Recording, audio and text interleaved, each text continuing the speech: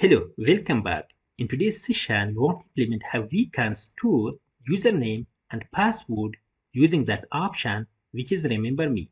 That is good.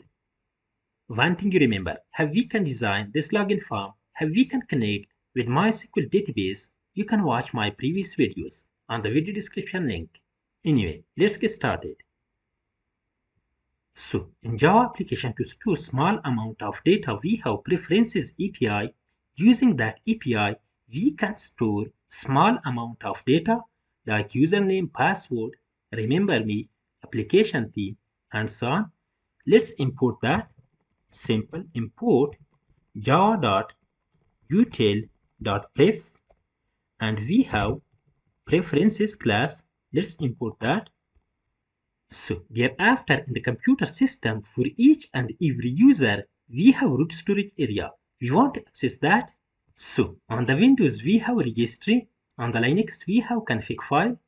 And on the macOS, we have property list. That means every operating system has different storage area. Let's access that. And here, we want to create variable simple. For example, we have preferences. For example, remember me, and here we want to use preferences class. Let's access the root storage area using userRoot method. So inside the root storage area, we want to create a folder, and here we want to use node method, and we want to create, for example, login folder.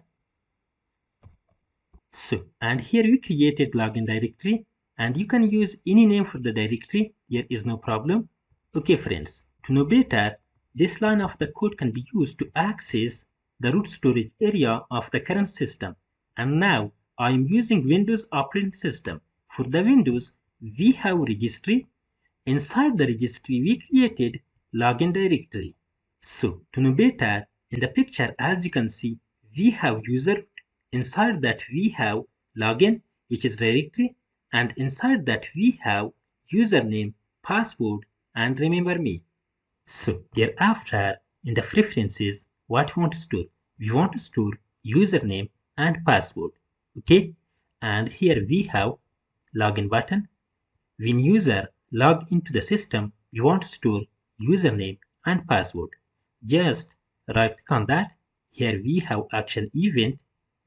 Okay, this code we wrote in our previous videos. You can watch that video from the video description link. Here is no problem. And here, let's write a new code. And here, we want to check state of the checkbox. Here we have remember me checkbox. Based on that, let's define a condition. Simple. We have checkbox remember me dot is selected. If the checkbox is selected, you want to store username and password. So after that, we have remember me variable. This is incorrect. Remember me variable. Let's copy that. To that, we want to assign username and password. Simple. Here we have the condition. Remember me dot put, and here you can pass string type key and value. We have different types of methods like put boolean, put byte array, put double, put float, and so on. And you want to use that version because you want to store simple string value. For example, username, and here we want to get value from the text box. We have txt username dot get text. Thereafter we have password. Simple. And here you want to specify password, and we want to get value from the txt password. So If the checkbox is not checked, we want to clear all the settings. Simple. Else we have remember me dot clear. We have clear method. So as you can see, here we got an exception. Unreported exception, backing store exception must be caught or declared to be true. For that, we have two ways.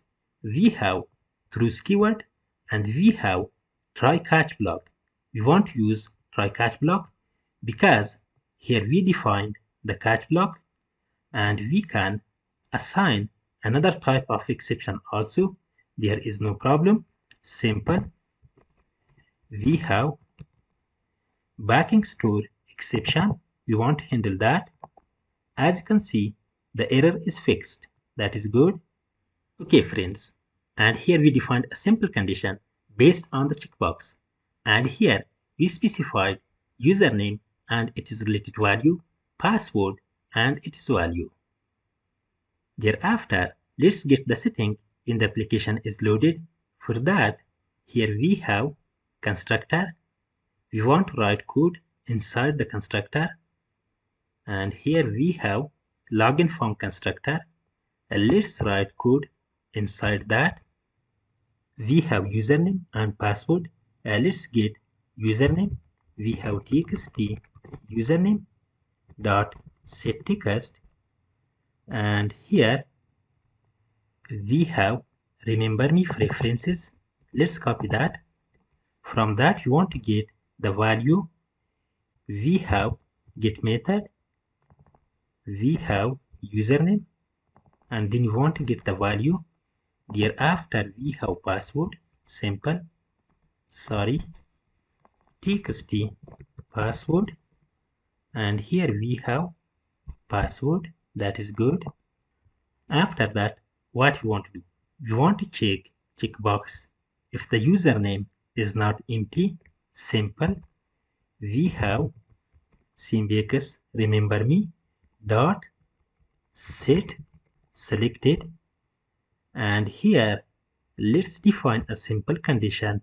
If txt username dot get text dot is empty. That means if the username is not empty, please check remember me checkbox. Okay, let's run the application to see the result. And here let's enter username and then password. Let's log in, and here we want to check that. Let's log in. That is good. Let's close the application and let's run application once again. As you can see, we have username, password, and here we have remember me checkbox, which is checked. That's good. Let's uncheck that and then log in. Let's close the application and then run the application once again. As you can see, now we don't have username and password. So if you have small amount of data like username, password, remember me, show and hide password, or application theme, please use preferences because the preferences will store all the data in secure way. On the Windows, that data or settings will be stored on the registry, and on the Linux, that data will be stored on the config file. Okay friends, let's log in once again. For example, I want to enter username and then password, and here let's check that. Let's log in.